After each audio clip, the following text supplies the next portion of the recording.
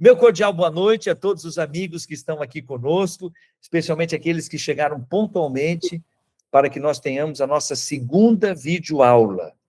E hoje nós daremos continuidade ao que começamos na semana passada, analisando, avaliando características da Bíblia como um objeto literário, um livro, independentemente da devoção, da crença que exista por trás, quando a gente enxerga esse livro como sendo a palavra de Deus.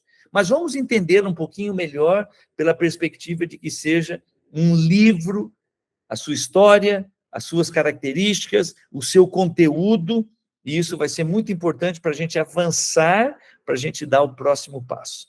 Na aula de hoje, diferente do que aconteceu na semana passada, que nós terminamos fazendo uma pequena oração, na aula de hoje, nós vamos começar fazendo uma oração. Um dos nossos colegas aqui, ele também está na equipe de suporte técnico, mas também é um dos nossos alunos, é o Leonardo, ele está falando diretamente de Tatuí. Leonardo, a palavra é sua, e você vai fazer aqui uma breve oração pedindo para Deus nos abençoar, para que o conteúdo de hoje seja significativo, seja relevante para todos nós. Vamos orar então, pessoal. Querido Deus, pedimos uma bênção especial agora para o pastor Tavella, que o Senhor possa o abençoar e conduzir esse estudo, principalmente a nós também, ouvintes, desejosos de escutar a tua palavra, entender um pouco melhor, entender o quanto a Bíblia é relevante para a nossa vida espiritual, mas principalmente para conduzir nosso presente e nosso futuro também. Pedimos uma bênção especial, Senhor, por cada pessoa aqui representada, seus lares, seus familiares. Não sabemos a condição que se encontra agora, coração quebrantado, com dificuldades financeiras, de saúde, mas que o Senhor possa dar, por meio da tua palavra, do estudo da Bíblia hoje, do estudo da tua palavra, por meio do pastor Tavella, possamos ser abençoados por ti. Amém. E as nossas preocupações agora sejam tranquilizadas e que possamos colocar no teu colo agora, Senhor, e não nos preocuparmos, podemos estarmos focados em ti agora e no estudo. Amém. Que o teu nome seja honrado e glorificado nessa noite. E obrigado pelo dia que tivemos. Continua conosco agora. Uma bênção muito especial pelo pastor Tavella e toda a equipe aqui do Culto da Bíblia. Que possamos ser abençoados por ti. É isso que pedimos, doce nome de Jesus. Amém. Amém. Amém. Muito bem, meus amigos, à guisa de recapitulação, repito, a aula está gravada, mas eu preciso falar aqui algumas coisinhas que nós comentamos na aula passada. A palavra Bíblia é uma palavra de origem grega, e mesmo não tendo S para nós em português, a palavra Bíblia, ela é uma palavra no plural, em grego. Ela vem da palavra biblos.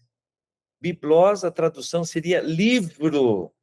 É dessa mesma palavra, biblos, que vem a palavra biblioteca. E a palavra Bíblia significa livros. Biblos, que é o radical, está no singular, livro. Bíblia está no plural e significa livros. Aí você vai dizer, mas por quê?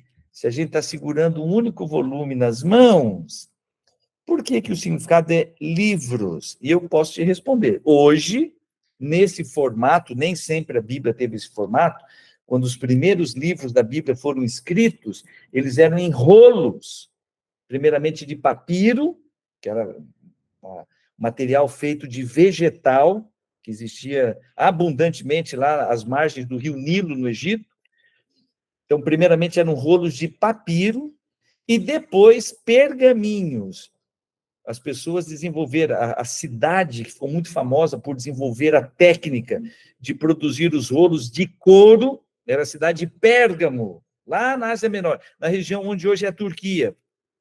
Lá naquela região, eles desenvolveram a técnica para deixar o couro bem fininho e substituindo o papiro, até porque o couro também é muito mais resistente, e eles faziam os rolos, primeiramente de material vegetal, e depois de couro de animais, couro de cabra, de ovelha, e eles faziam os pergaminhos. As pessoas escreviam ali e enrolavam. Então, a pessoa que tivesse uma Bíblia naquela época, ela tinha inúmeros rolos, dezenas de rolos, para que ela pudesse ter todos os livros da Bíblia.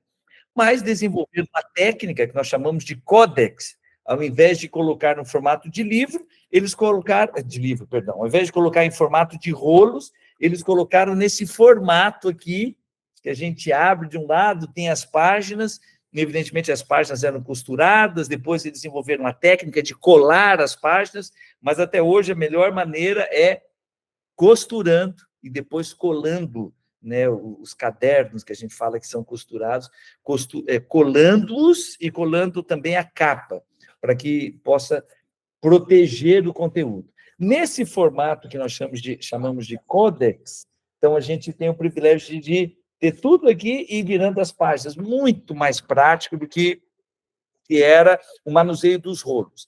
Então, a gente tem um único volume, mas é uma coleção de livros. A Bíblia é uma coleção com dezenas de livros.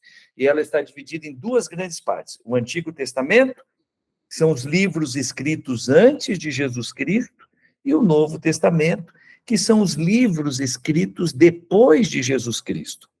Uma outra observação muito importante, eu confesso que não me lembro se eu cheguei a mencionar isso, é que os livros, eles não estão numa sequência cronológica nem da produção dos livros, e eles não estão numa sequência cronológica para identificar a história que eles estão contando. Se você pegar a Bíblia, aqueles que já tiveram o privilégio de conhecer todo o conteúdo da Bíblia, vão perceber que a Bíblia ela tem uma narrativa. Ela tem uma narrativa que vai de um ponto ao outro, e colocando um parênteses para contar o centro desta história. E essa narrativa, olha, se eu pudesse dar um nome para essa narrativa que está aqui na Bíblia, e eu repito, não está em ordem cronológica, mas o nome dessa narrativa seria a história da redenção da humanidade. Ou, se você preferir, a história que está aqui nesse livro, a narrativa central que percorre as páginas desse livro é a obra de Deus, a história de Deus salvando o ser humano. E qual que é o ponto de origem? A eternidade. Então, a gente vai lá para trás no tempo, num período que a gente não contava o tempo, e a gente vai lá para trás no tempo, onde tudo era perfeito e não havia pecado. Pecado é uma palavra-chave dentro da história, dentro da narrativa da Bíblia. E aí a gente tem a chegada do pecado, é o primeiro parênteses, é um parênteses de abertura. E aí toda a história de como Deus está lidando com o pecado para salvar o ser humano, para resgatar o ser humano. E a gente vai até o final. E aí a gente retorna o período da eternidade, sem contagem de tempo. Um parêntese de abertura, a chegada do pecado. Um parêntese de fechamento, a eliminação do pecado. E esta história que percorre a Bíblia, repito, se a gente pudesse dar um nome para a história, poderia ser a história da redenção, ou a história de como Deus salva a humanidade, ou, olha, isso aqui é um outro título muito interessante, e certamente para um grupo religioso que está aqui representado, não vou mencionar o nome, mas existe um grupo religioso para o qual esta expressão ela é muito significativa. A história do grande conflito entre o bem e o mal, o grande conflito entre Cristo e Satanás. Então, a gente tem um parêntese de abertura dizendo, lá na eternidade, tudo era perfeito, e de repente começou o pecado. E aí Deus lidando com o pecado, salvando o ser humano, até chegar no ponto em que o pecado vai ser eliminado e a perfeição original vai ser restaurada e a gente vai dar sequência à eternidade sem necessidade de contar o tempo. Então, se você tivesse que falar assim, pastor, essa ideia de contagem do tempo, é lógico que a perspectiva de Deus é muito diferente da nossa, mas a ideia da contagem do tempo é como se fosse uma contagem regressiva.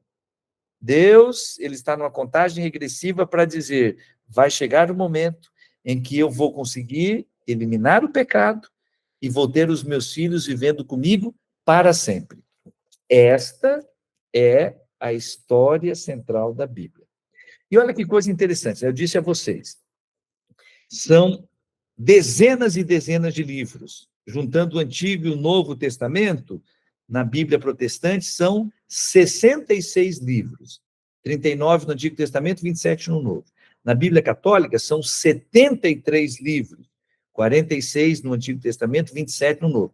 O ponto em comum é que, tanto na Bíblia protestante quanto na Bíblia católica, são os mesmos livros no Novo Testamento. É interessante que esses livros eles foram escritos num intervalo muito longo. Os primeiros escritos lá, cerca de 1.500 anos antes de Cristo, escritos por Moisés.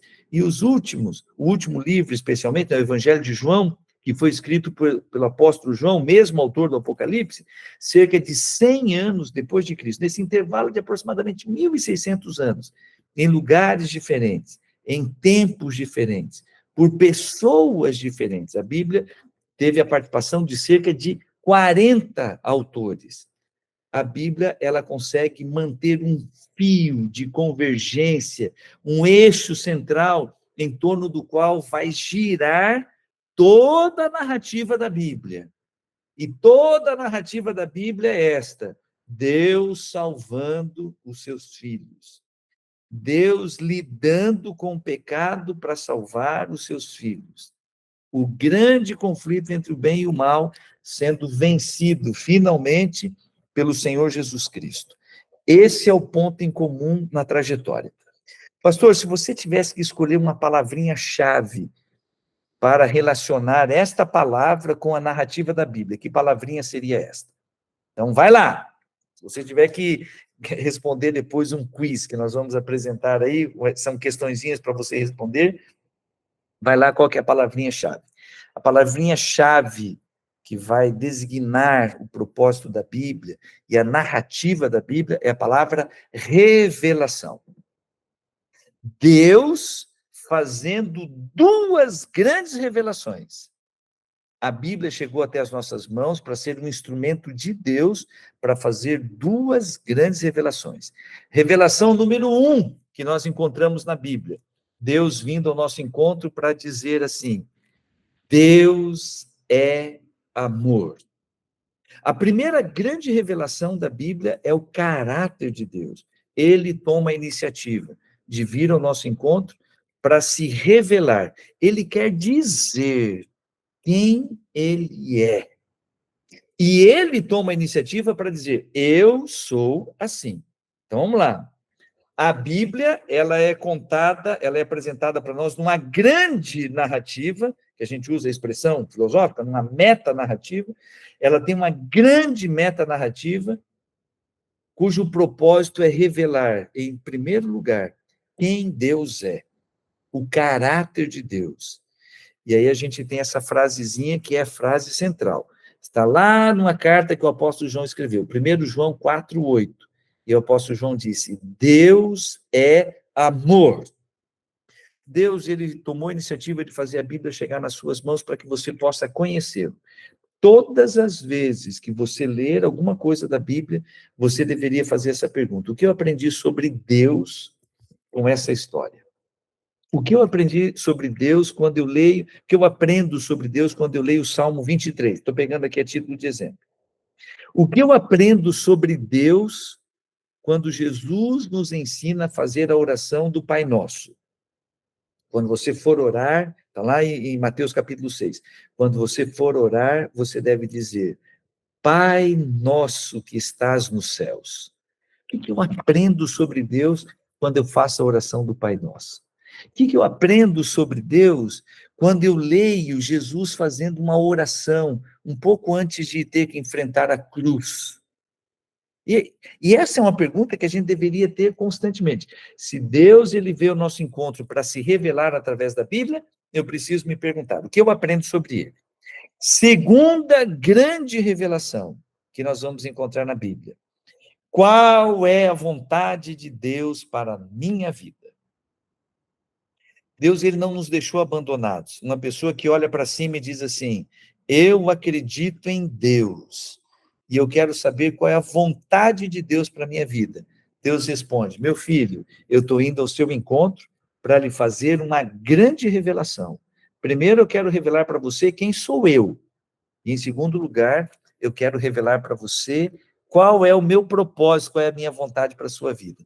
E, gente, ao mesmo tempo que Deus diz assim, olha, você vai me conhecer muito, mas a frase-chave é: Deus é amor. Ele vem ao nosso encontro, ele diz assim: eu tenho planos maravilhosos para a sua vida, mas o principal deles, que transborda da Bíblia, é que eu planejei a sua salvação. O centro do plano de Deus, da vontade de Deus para a minha vida, é a minha salvação. Mas enquanto Jesus não volta para me levar desse mundo, a Bíblia vai me apresentando uma série de coisas sobre a vontade dele para a minha vida. E é interessante, né, que a gente vai encontrar alguns personagens da Bíblia se aproximando de Deus e dizendo assim: meu Deus, por favor, me mostra qual é a tua vontade. Por favor, Senhor, me diz qual é o caminho que eu tenho que seguir. E aí a promessa, está lá no Salmo 25, por sinal.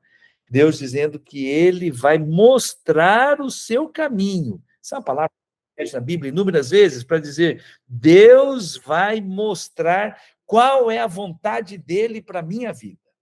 Então, vamos lá. Deixa eu voltar aqui para recapitular. Isso é mania de professor. Me perdoe se você vai me considerar repetitivo, mas é importante para a gente avançar. A Bíblia ela não está escrita em ordem cronológica, mas a gente, quando lê a Bíblia, a gente consegue encontrar uma grande narrativa na Bíblia. É uma história maravilhosa.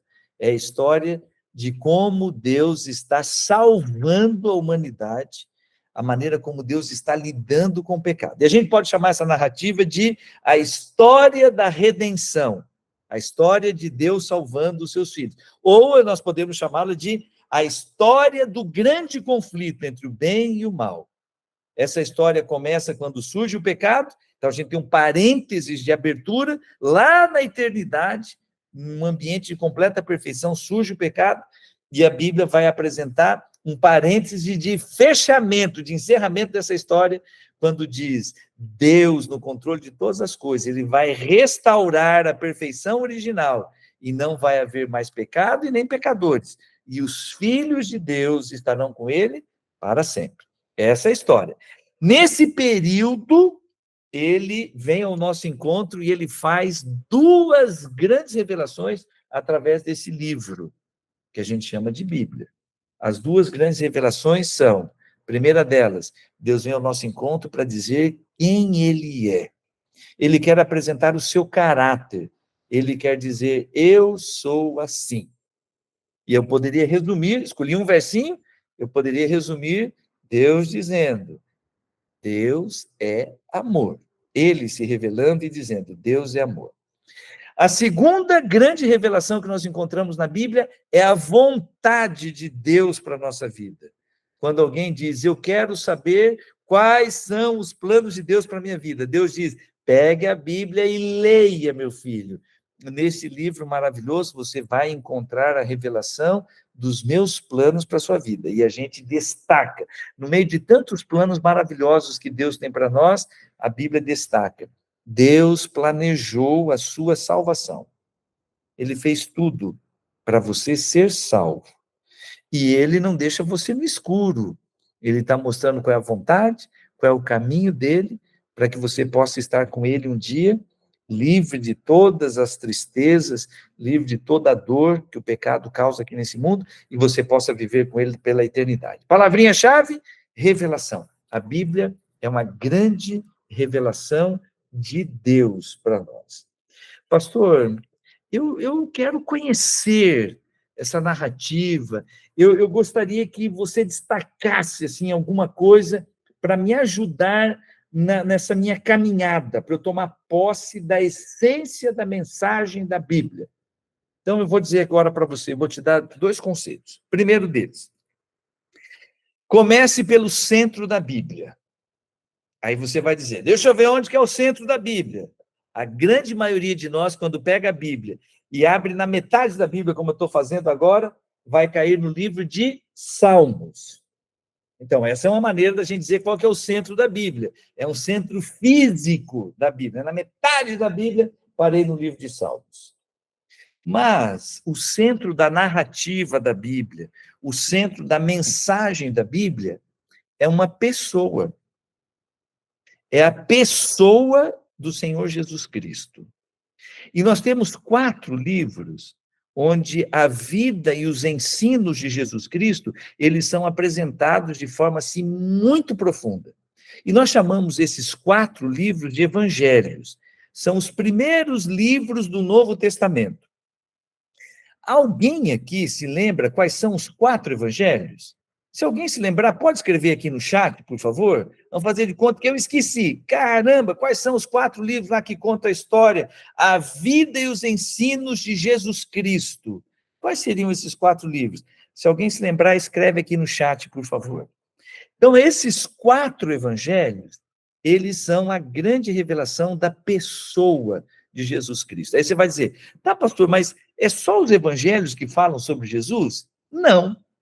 Jesus é o personagem central, ele é o protagonista de toda a Bíblia. Ele não é o protagonista só dos 4 evangelhos. O Antigo Testamento, ele fica girando em torno da pessoa de Jesus Cristo, e através das profecias, através da história do santuário. Esse aqui vai ser o tema de uma das nossas lições. Pastor, você poderia explicar como que era aquela história lá do Antigo Testamento, de que havia um santuário, um lugar onde as pessoas iam para adorar a Deus, e elas sacrificavam um cordeiro, e aí o sacerdote pegava o sangue desse cordeiro, levava para dentro. Então, sendo sacerdote, ele ia interceder pelo povo. Pastor, você pode explicar essa história? Posso, vou explicar essa história. Eu quero dizer para vocês, o cordeiro que está presente desde lá da história do Gênesis capítulo 3, você não vai encontrar a palavra cordeiro, você vai encontrar lá a descrição de que quando Adão e Eva pecaram, Deus fez para eles vestes de pele de animais. Aí é mencionado, pele de animais. E a gente descobre, no decorrer da narrativa da Bíblia, a gente acaba descobrindo que os animais que morreram para que Deus pudesse fazer as vestes para eles, eram cordeiros. Lá em Gênesis capítulo 3, quando pela primeira vez morrem 2 animais, eram cordeiros que estavam morrendo no lugar dos pecadores, no lugar de Adão e Eva. E você vai descobrir que o cordeiro, ele é símbolo de Jesus Cristo. E o sangue do cordeiro é um fio vermelho que percorre toda a Bíblia. Desde o livro de Gênesis até o livro do Apocalipse, até o Evangelho de João, que foi o último livro a ser escrito, o sangue do cordeiro, ele percorre todas as páginas da Bíblia. E o cordeiro, repito, ele é o Senhor Jesus Cristo. Cordeiro que está presente no Antigo Testamento, está presente lá no livro do Apocalipse, é uma representação do protagonista, do personagem central da Bíblia, Jesus Cristo.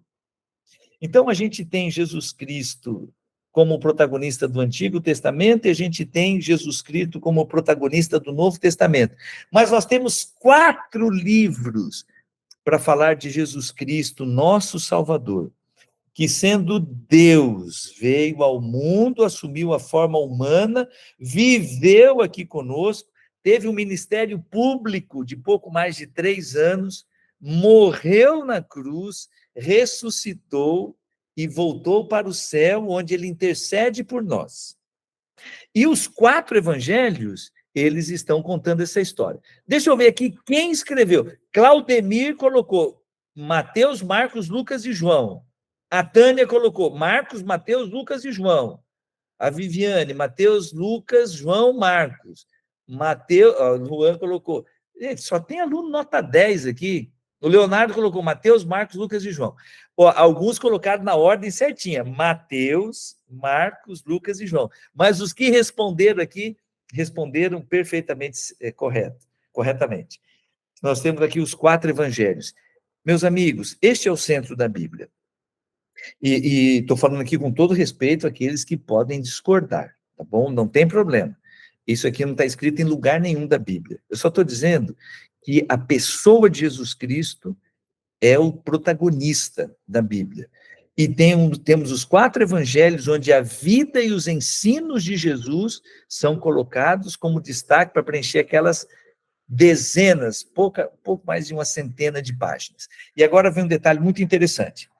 Pastor, você está me aconselhando a começar a leitura da Bíblia pelos evangelhos? E a resposta é sim. Pastor, eu já tentei ler os evangelhos, mas eu achei assim uma linguagem meio diferente, eu não estava conseguindo entender. Bom, nós temos algumas razões para isso, né? A primeira delas, o Novo Testamento foi escrito numa outra língua, foi escrito em grego e traduzido para o português. Isso já é um desafio. Por exemplo, se a Bíblia tivesse sido escrita em português e Jesus dissesse assim: meus amigos, eu vou para o céu, mas eu vou voltar logo, porque eu vou estar morrendo de saudade de vocês.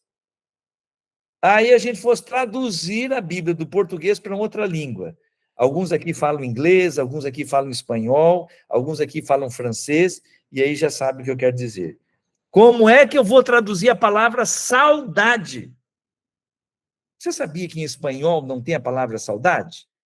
Você sabia que em inglês não tem a palavra saudade? Aí você tem que construir uma outra expressão que transmita a ideia de saudade, que para nós brasileiros é muito peculiar.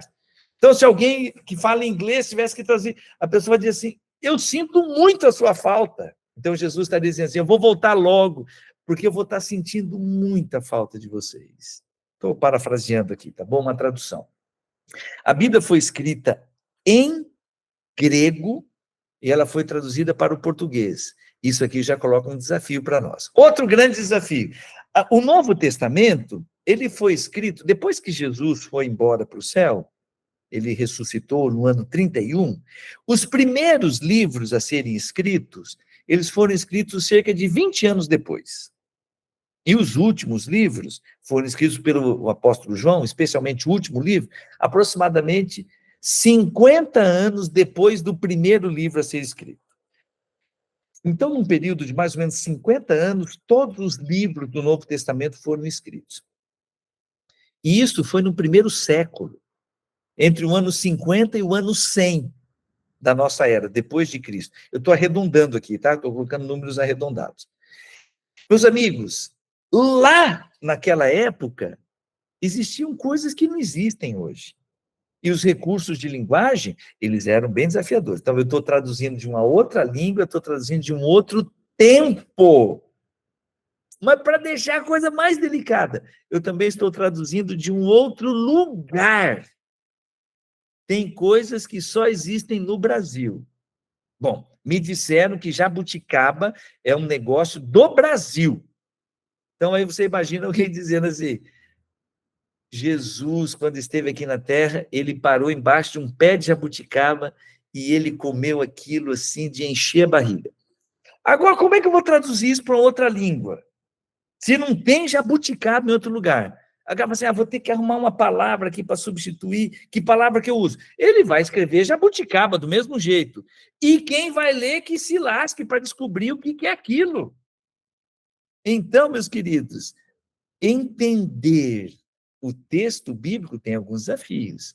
Foi escrito em outro tempo, numa outra língua e num outro lugar completamente diferente do nosso.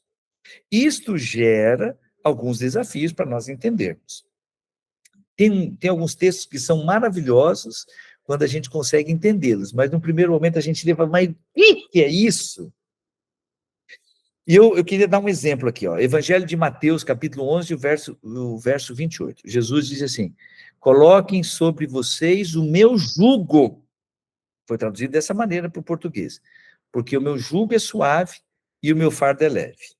A gente acha isso, gente, que coisa linda. Jesus diz que é para a gente colocar sobre nós o jugo dele, porque o jugo dele é suave e o fardo é leve. Mateus, vou escrever aqui porque depois alguém pode procurar. Mateus 11, 28. Gente, o que significa isso? Coloquem sobre vocês o meu jugo, porque o meu jugo é suave, o meu fardo é leve. Só quem é da roça talvez consiga matar essa charada sem ter ouvido alguma explicação. Aí o Tiago falando aqui, ó, tem um outro texto: é mais fácil passar um camelo pelo fundo de uma agulha que um rico entrar no reino do céu. Que história é? Meu pai do céu, que história é essa? O camelo passar pelo fundo da agulha? Só voltando. Alguém aqui teria alguma palavrinha em português para explicar? Pode escrever aqui no chat. O que é jugo que Jesus estava falando? Quando ele diz, coloquem sobre vocês o meu jugo. Alguém que já foi criado na roça, ou aqui do interior do Brasil, e que já tenha visto, jugo é isto. Olha que desafio para a gente conseguir entender o texto bíblico. E eu estou colocando tudo isso, gente, para chegar na seguinte conclusão. A Bíblia, ela foi traduzida para o português lá desde o século XVI, perdão. Quando a Bíblia começaram as traduções, perdão de novo, no século XVII, lá no século XVI começaram as primeiras traduções, mas no século XVII a gente começou a ter a Bíblia sendo traduzida para o português. Primeiramente o Novo Testamento, depois a Bíblia toda. Gente, de lá para cá, muitas coisas, a Bíblia, ela é a linguagem, a língua, um idioma, ele é dinâmico. De lá para cá, muitas coisas mudaram. E uma das maneiras, que é um desafio, tá? Uma das maneiras é a gente ir colocando a linguagem da Bíblia de forma que ela seja mais acessível. E alguém vai dizer assim, pastor, mas isso não é mudar o texto, a mensagem da Bíblia? A resposta é não. Você mantém o texto, você mantém a mensagem, mas você muda simplesmente a linguagem. Todas as vezes que uma comissão de estudiosos se reúne e eles dão uma atualizada na linguagem, isso a gente chama de uma nova versão da Bíblia. Não é uma nova tradução, é uma nova versão da Bíblia. Ela é uma tradução quando a gente parte do seguinte ponto. Para tudo, vou pegar os originais mais antigos que existem e eu vou deixar tudo que tem de português para trás, eu vou me debruçar nesses originais mais antigos e eu vou traduzi-los na linguagem mais simples possível. Então, aí você pode colocar, tem uma nova tradução. Vou dar um exemplo aqui, depois você pode procurar. Nova tradução na linguagem de hoje. Estou escrevendo aqui no chat. Algumas pessoas já... Opa, saiu de hoje. Nova tradução na linguagem de hoje. Existe uma abreviatura, né, para isso. Se você for lá no computador e escrever nova tradução da linguagem de hoje, ou simplesmente escrever NTLH, você vai acabar descobrindo que existe uma versão muito simples, que é a mesma mensagem da Bíblia, mas numa linguagem mais acessível. E eu queria recomendar isso para você. Eu gostaria que você pesquisasse algumas versões que sejam numa linguagem mais acessível para que a gente consiga entender a mensagem da Bíblia. Só vendo aqui a resposta. O Luan colocou, o jugo era uma ferramenta que colocava em bois para que o trabalho de aragem moesse não.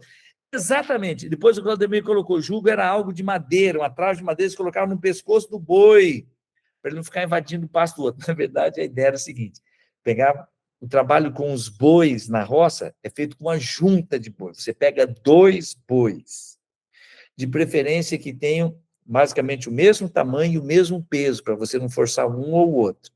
E aí você coloca uma trave de madeira, é um pedaço de madeira que fica em cima do pescoço dos 2. E aí, no meio, você amarra, você engata aquilo que precisa ser puxado. Pode ser um carro, uma carroça, pode ser um arado, e aí os 2 bois fazendo força juntos, porque eles estão unidos pelo jugo, eles vão avançando. Então, olha só, que história é essa de Jesus dizendo, vinde a mim todos os que estão cansados, eu vou aliviar vocês. Coloquem sobre vocês o meu jugo e aprendam de mim, porque o meu jugo é suave e o meu fardo é leve. Sabe o que Jesus está dizendo? Eu sou um boi mais velho, eu sou um boi mais experiente, eu já conheço o caminho, eu tenho bastante força, e eu quero convidar você para ser meu companheiro de jornada. Se você ficar junto comigo, debaixo do mesmo jugo, nós 2 vamos andar juntos. E você que está cansado de viver sozinho, carregando os fardos da sua vida sozinho, nós 2 vamos seguir juntos. E a sua vida vai ficar muito mais leve. Se você colocar sobre você essa trave de madeira que vai unir você a mim, a sua vida vai ficar muito mais leve. Você vai encontrar descanso para a sua vida. Olha que mensagem maravilhosa, que convite maravilhoso que Jesus está nos fazendo. Mas quando a gente vai lá no Evangelho de João, capítulo 11, verso 28, você lê e você fica assim, que história é essa que Jesus está falando?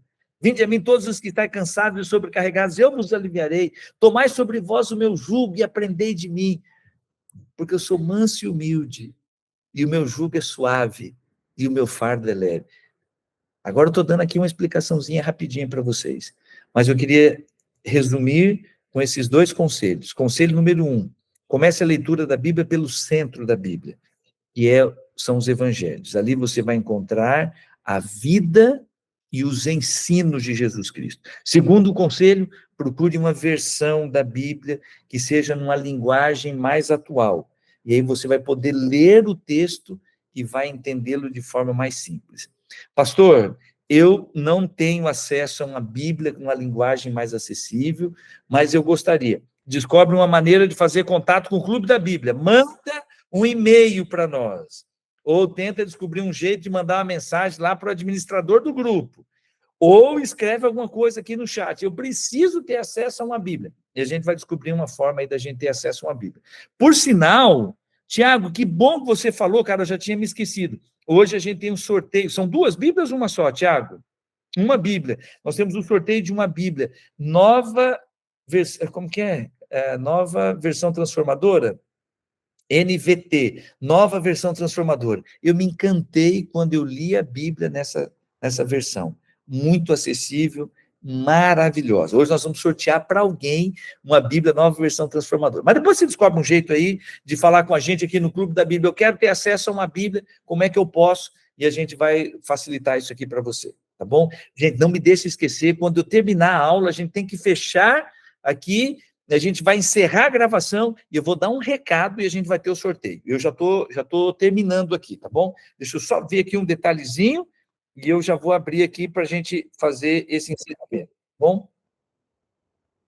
Meus queridos, quando a gente se propõe a olhar para a Bíblia como um objeto de estudo, independentemente de qual seja a minha devoção a ela, a gente se depara com uma pergunta muito importante e uma pergunta muito interessante. E eu vou encerrar a aula de hoje procurando responder essa pergunta. Pastor Tavella, você disse que os primeiros livros da Bíblia foram escritos por Moisés cerca de 1.500 anos antes de Cristo.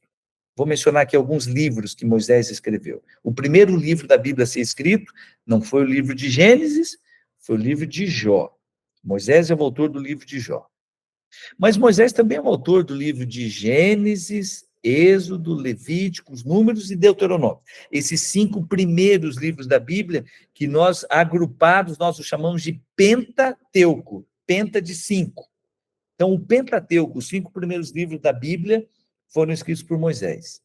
E os primeiros, cerca de 1.500 anos antes de Cristo. Pastor Tavella, você acredita mesmo que aquilo que Moisés escreveu chegou até nós na Bíblia? Não. Deve ter mudado.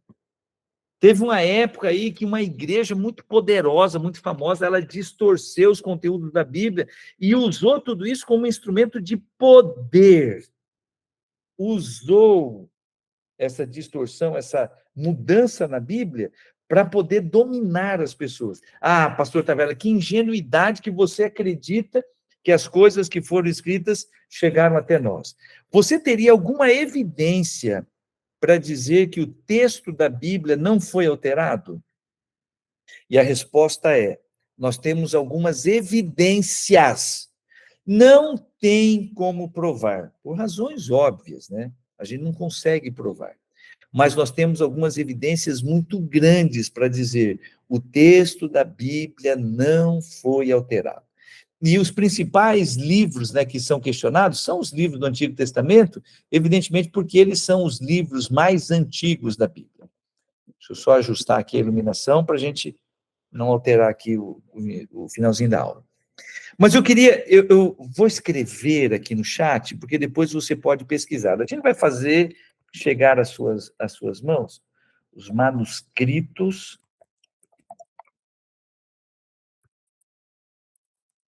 do Mar Morto.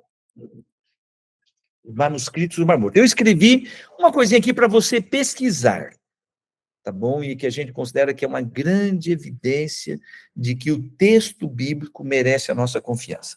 Gente, numa época quando não havia gráfica, não havia imprensa, os livros, eles eram reproduzidos, escritos à mão. E havia pessoas que dedicavam a sua vida a fazer isso. A profissão dessas pessoas era escrever a Bíblia. O Antigo Testamento, durante toda a história, ele foi mantido pela dedicação, pelo ministério, até uso essa expressão, de pessoas que eram chamadas de escribas.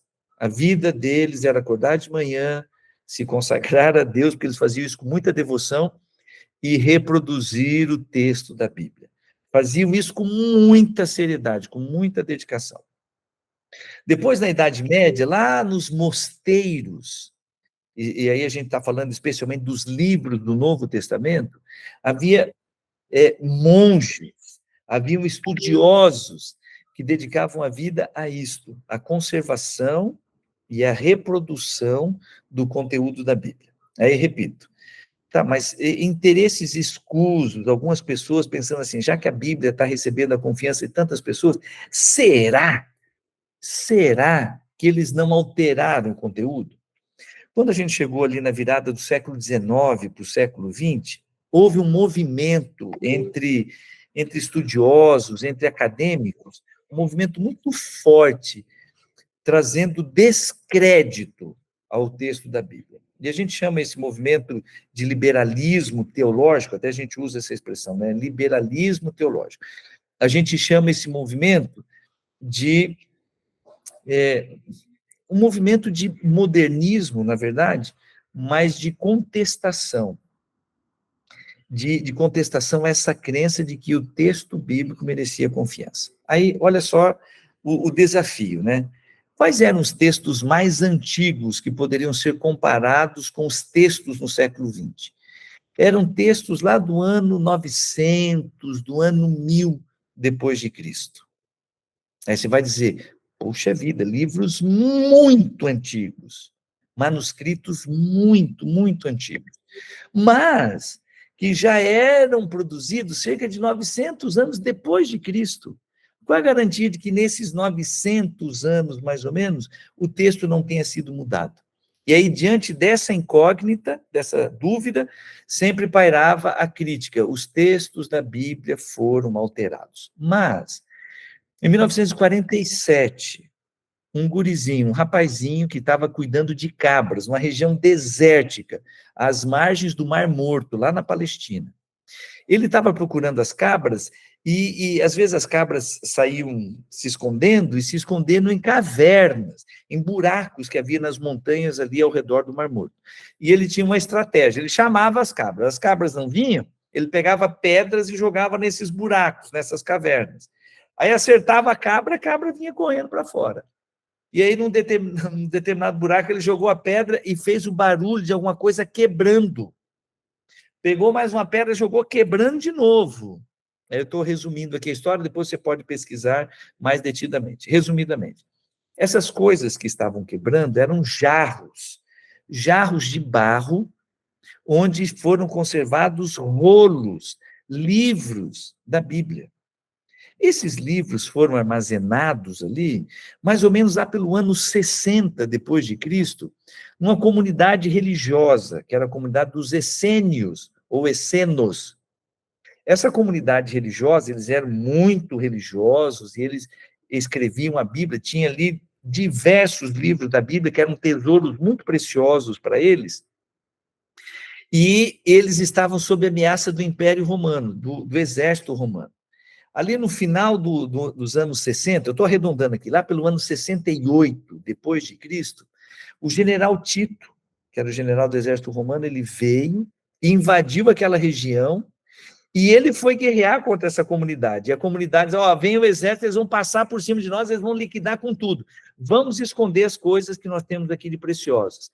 pegaram esses jarros, guardaram ali dentro os livros e algumas outras coisas que eles consideravam de valor e esconderam isso nas cavernas, dizendo, se a gente sobreviver, a gente volta e pega as coisas que nós escrevemos aqui na caverna. Isso foi no ano, um pouco antes do ano 70 depois de Cristo. Essa comunidade foi dizimada. O exército romano acabou com todo mundo, não sobrou ninguém para voltar para buscar os tesouros que estavam escondidos ali. Um pastorzinho de cabras e ovelhas, lá no século XX, 1947, quase 1.900 anos depois, jogando pedra, descobriu essas coisas. No primeiro momento, o tio dele, percebendo que tinha valor, vendeu assim no mercado negro de antiguidades, lá em Jerusalém. Até que um pesquisador viu aquilo, percebeu o valor. Eu estou resumindo aqui a história, tá? Voltaram lá nas cavernas e eles descobriram tesouros arqueológicos preciosíssimos. Boa parte desses manuscritos estão lá na Universidade de Jerusalém. E por que eles são tão preciosos? Para responder a pergunta se o texto bíblico merece confiança. Porque esses livros que estavam ali guardados, eles eram livros muito antigos. Tinha livro de cerca de 150 anos antes de Cristo. Livros do Antigo Testamento que tinham sido escritos ali por essa comunidade religiosa dos essênios ou essenos, que tinham sido escritos cerca de 150 anos antes de Cristo. Agora vamos fazer a conta. Lá no século XX, os manuscritos mais antigos que existiam eram aproximadamente do ano 900, do ano 1000, depois de Cristo. E agora eles descobriram livros que eram lá do primeiro século e do segundo século, antes de Cristo. E agora eu vou fazer uma continha aqui resumida, tá? Digamos que os livros mais antigos que a gente tinha eram do ano 900, e agora a gente descobriu livros que eram do ano 100 antes de Cristo.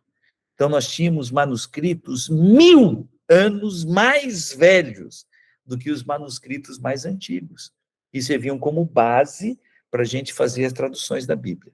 E agora, a grande questão é, vamos pegar esses livros e vamos compará-los. Tem 1000 anos de diferença, de distância entre eles. Vamos compará-los para nós descobrirmos quais foram as grandes mudanças que foram feitas no texto bíblico. Alguém quer arriscar qual foi a resposta? E eu concordo aqui com a Silene. Deus providenciou essa prova. Eu diria essa evidência, né? Porque prova é um negócio muito contundente. Mas para nós que temos fé, a gente pode considerar que seja uma prova. Deus providenciou essa prova no momento certo. Isso aqui é muito lindo. Gente, o racionalismo moderno, esse movimento de liberalismo teológico, de contestação à crença no texto bíblico, chegou no seu auge na primeira metade do século XX. E agora, coincidência, estou colocando entre aspas, porque para nós que acreditamos em Deus, a gente não acredita em coincidência, a gente acredita em providência. Eu tenho um amigo que ele diz, eu não acredito em coincidência, eu acredito em Jesuscidência. Então, olha que Jesuscidência, que providência.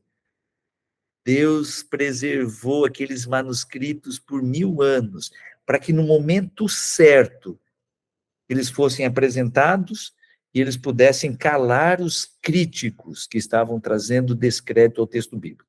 Gente, a história é muito longa, isso aqui merecia algumas aulas. Eu deixei aqui por escrito, pesquise os manuscritos do Mar Morto. E aí você vai descobrir a grandiosidade, a grande contribuição desse tesouro arqueológico para nós que acreditamos no texto bíblico. Mas a resposta é assim, estou resumindo, tá? Aquelas pessoas que não atribuem devoção ao texto bíblico, eles não dizem assim, o texto bíblico é a palavra de Deus, onde está revelado o caráter de Deus e o plano dele para a nossa vida. Mesmo essas pessoas, elas não questionam se o texto em si, ele merece a confiança, texto literário, o conteúdo literário da Bíblia. Eles dizem, de forma assim muito impressionante, a gente tem que reconhecer que os textos da Bíblia foram preservados ao longo dos séculos, ao longo de milênios. E o texto que nós temos nas mãos merecem a nossa confiança. Então, hoje, os grandes estudiosos, repito, independentemente de que eles atribuam valor sobrenatural, de devoção ao texto da Bíblia, eles não estão questionando a validade, a credibilidade de um texto que tenha sido preservado ao longo dos séculos. Para nós que acreditamos em Deus, nós dizemos, Deus tomou todas as providências para que a mensagem revelada por ele aos profetas, que foi escrita, chegasse intacta até nós. É assim que a gente fala. Ah, eu não acredito nessa história que Deus tenha preservado. Então, meu amigo, você pode se unir aos críticos e fazer um estudo literário e vai chegar na mesma conclusão. Independentemente que você creia que a Bíblia seja a palavra de Deus, você vai poder dizer, eu creio que o texto da Bíblia, ele foi preservado e ele merece a nossa confiança. Eu estou mencionando aqui uma das grandes, existem outras, uma das grandes evidências para você dizer, eu acredito no texto da Bíblia.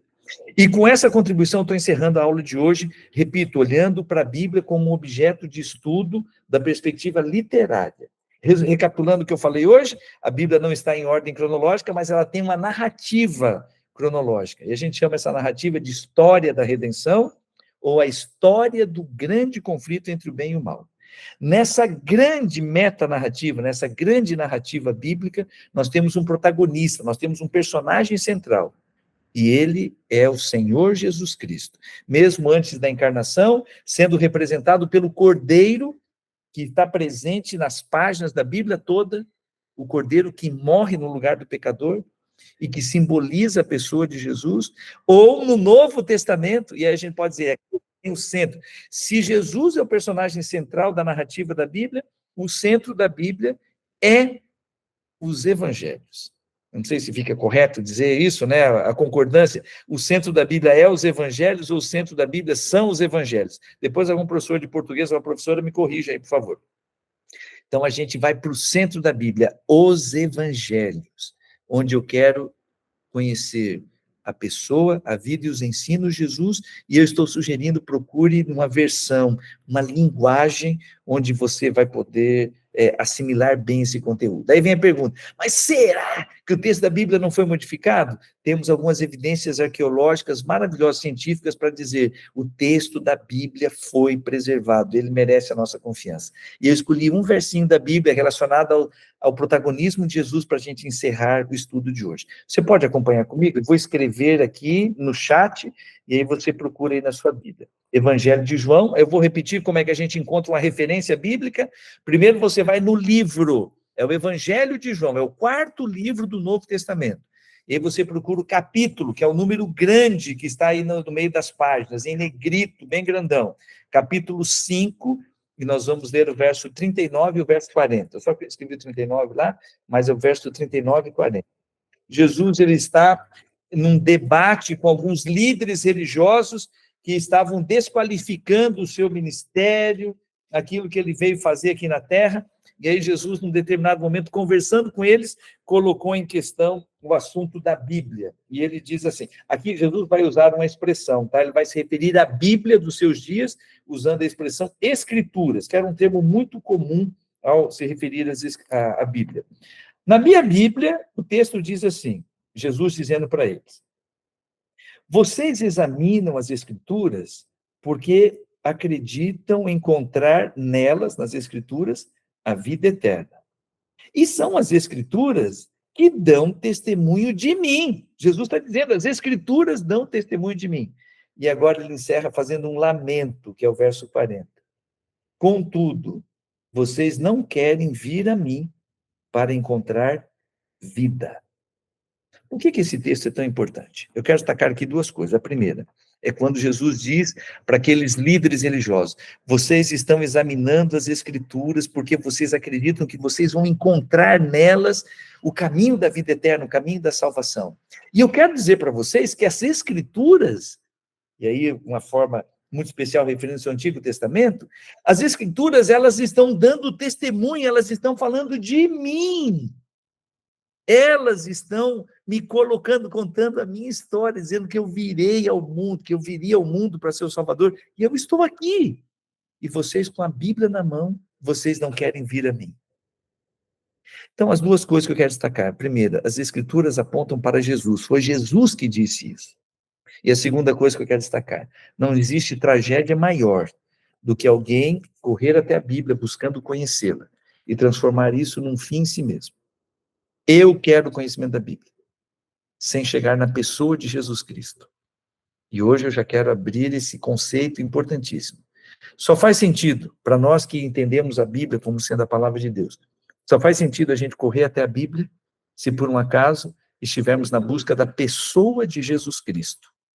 A Bíblia inteira dá testemunho dele, e ele está dizendo, se você vai examinar as Escrituras, eu espero que você me encontre e que você venha até mim, para que você tenha vida.